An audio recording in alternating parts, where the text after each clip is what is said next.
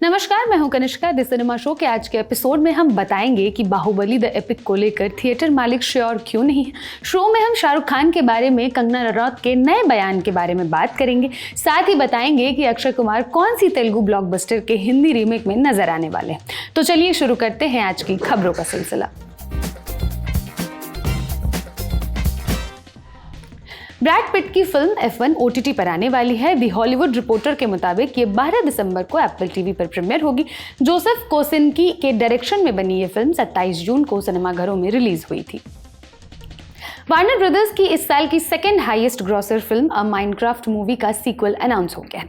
Warner brothers ने Instagram पर इसकी रिलीज डेट भी अनाउंस कर दी है। ये 23 जुलाई 2027 को रिलीज की जाएगी। जार्ड हेस और जैक ब्लैक इसमें लीड रोल करेंगे।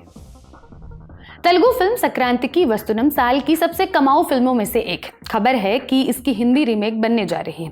टाइम्स नाउ की रिपोर्ट के मुताबिक अक्षय कुमार इसमें लीड रोल में कास्ट किए गए हैं। जल्द ही मेकर्स फीमेल लीड का नाम अनाउंस करेंगे।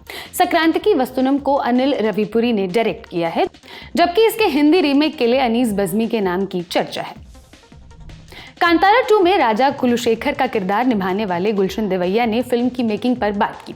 एनडीटीवी के साथ इंटरव्यू में उन्होंने बताया कि 2 साल पहले जब ऋषभ शेट्टी ने उन्हें इस फिल्म के लिए फोन किया था तब क्या कहा था। गुलशन ने बताया, ये बात है साल 2023 की। फोन पर ऋषभ ने कहा कि हमने तुम्हारे ध्यान में रखते हुए कुछ लिखा है, मिलो मुझसे। वो बेहद उत्साह में बात कर रहे थे। ये मीटिंग कांतारा चैप्टर 1 के लिए थी। ना कहने का तो कोई सवाल ही नहीं था। मैं उस इंसान के टनल विजन को देखकर, उसके जुनून को देखकर हैरान रह गया, जैसे उनके सर पर कोई भूत सवार था। कांतारा 2 की शूटिंग जंगल की ऐसी जगहों पर हुई है जहां पहुंचने के लिए रास्ता तक नहीं था। ऋषभ शेट्टी ने सड़कें और पुल बनवाए, मगर शूट वहीं किया। तुम्बाड फिल्म डायरेक्टर अनिल राय बर्वे एक डार्क फैंटेसी फिल्म बनाने जा रहे हैं। टाइटल है पहाड़ पंगीरा। मिड डे की रिपोर्ट के अनुसार श्रद्धा इस फिल्म में एक्टिंग तो करेंगी ही, साथ ही फिल्म के क्रिएटिव कामों की जिम्मेदारी भी निभाएंगी। संभवतः वो फिल्म की क्रिएटिव प्रोड्यूसर होंगी। इसकी शूटिंग मिड 2026 में शुरू होगी। बाहुबली द एपिक का इंतजार करोड़ों फैंस को है। 3 घंटे 40 मिनट की ये फिल्म बनकर तैयार हो चुकी है। ये बाहुबली पार्ट 1 और पार्ट 2 को मिलाकर बनी है। फिल्म में 6 से 7 मिनट का फुटेज नया होगा। कुछ ऐसे सीन्स होंगे जो पिछली 2 फिल्मों में नहीं थे। लोगों को इसका बेसब्री से इंतजार है, मगर थिएटर मालिक इस फिल्म को लेकर श्योर नहीं है। कॉम्प्लेक्स सिनेमा के मैनेजर अभिषेक कुमार ने न्यूज़ 24 से बातचीत में कहा, इस फिल्म का रन टाइम हमारे लिए बहुत बड़ी मुसीबत है। ये फिल्म लगभग 4 घंटे की है। इसे स्क्रीन देने के लिए दूसरी फिल्मों के कई शोज कैंसिल करने होंगे। मगर क्या ऐसा करना सही होगा? क्योंकि बाहुबली के दोनों पार्ट्स लोगों ने कई बार देखे हैं, तो आकर्षण किस बात का रहेगा? हम याद दिला दें कि बाहुबली द एपिक 31 अक्टूबर को सिनेमाघरों में रिलीज होगी। कंगना रनौत अक्सर अपने बयानों के लिए चर्चा में रहती हैं। फिलहाल वो शाहरुख खान को लेकर अपने स्टेटमेंट के चलते सुर्खियों में है। दिल्ली में हुए एक इवेंट में कंगना ने कहा, मुझे इतनी सफलता क्यों मिली? मेरे सिवाय कोई भी ऐसा नहीं है जो मेरी तरह गांव से आया हो और उसे मेन स्ट्रीम में इतनी सफलता मिली हो। आप शाहरुख खान की बात करते हैं तो वो दिल्ली से हैं, कॉन्वेंट में पढ़े हैं। मैं ऐसे गाँव से हूँ जिसका नाम भी लोगों ने नहीं सुना था। किल और द बैट्स ऑफ बॉलीवुड के बाद से लक्ष्य लालवानी के पास ऑफर्स का अंबार लग गया है। फिलहाल वो अनन्या पांडे के साथ एक रोमांटिक फिल्म चांद मेरा दिल की शूटिंग कर रहे हैं। इसके बाद वो धर्मा प्रोडक्शन की एक और फिल्म करेंगे जिसमें जानवी कपूर हीरोइन है। मीडिया रिपोर्ट्स है कि इसमें टाइगर श्रॉफ को भी कास्ट किया गया है। ये रिवेंज रोमांस फिल्म बताई जा रही है। इसे गुड न्यूज वाले राज मेहता डायरेक्ट करेंगे।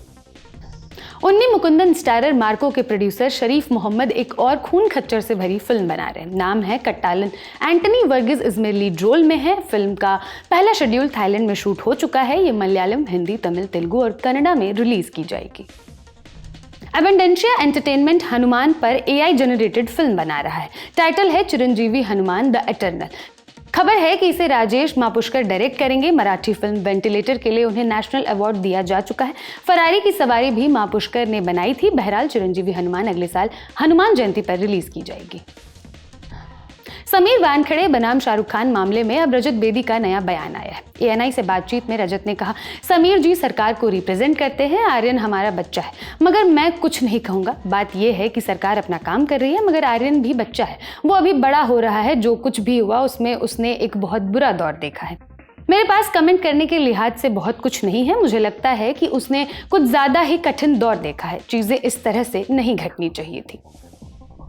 कन्नड़ा एक्टर यश की टॉक्सिक से एक वीडियो क्लिप लीक हुई है। इसमें यश एक बिल्डिंग की बालकनी में खड़े नजर आ रहे हैं। उनके सिक्स पैक एब्स और उनके स्वैग ने टॉक्सिक के लिए उम्मीदें और बढ़ा दी हैं। जीतू मोहनदास के डायरेक्शन में बन रही ये फिल्म 19 मार्च 2026 को रिलीज होगी। अब बारी है आज के फिल्म रिकमेंडेशन की। द ललन टॉप सिनेमा के एडिटर गजेंद्र सिंह भाटी से सुनिए एक बेहतरीन फिल्म का synopsis. Gods must be crazy, ये एक कॉमेडी फिल्म है, साउथ अफ्रीकन फिल्म है। शुरू होती कालाहारी के रेगिस्तान में, एक आदमी जा रहा है, वहाँ का आदिवासी है और आसमान में प्लेन से कोका कोला की कांच की बोतल गिरती है। वो चौंक जाता है, सिविलाइजेशन से दूर रहता है, तो उसको लगता है कि ईश्वर की तरफ से कोई उपहार है और पूरा कबीला खुशी के मारे झूम उठता है। उस कांच की बोतल का वो दर्जनों तरीक़ों से इस्तेमाल करते हैं, लेकिन फिर ये होता है कि एक अशांति सी रहने लगती है और फिर वो ठानता है कि भाई ये बोतल है, इसको वापस ईश्वर को दिया जाए। तो वो एक यात्रा पे निकलता है कि धरती के दूसरे कोने पे जाके इसको डिस्पोज करूँगा मैं। और इस जर्नी में उसके साथ क्या क्या होता है, बहुत फ़नी चीज़ें होती है, बहुत सारे एनिमल्स और अंग्रेज़ और बहुत सारी हरकतें, एक्टिविटीज़। ये अपने तरीके की कॉमेडी है, जैसे चैपलिन की कॉमेडी थी उसी तरीके से ये बिल्कुल ही डिस्टिंक्ट कॉमेडी फिल्म है। इसके कई और पार्ट्स भी आए थे। इस फिल्म को आप एंजॉय कर सकते हैं मूवी पे और आप इसको चाहें तो प्लेक्स टीवी पर भी देख सकते हैं। आज का शो लिखा था मेरी साथी अंकिता ने। देखते रहिए ललन टॉप सिनेमा। शुक्रिया।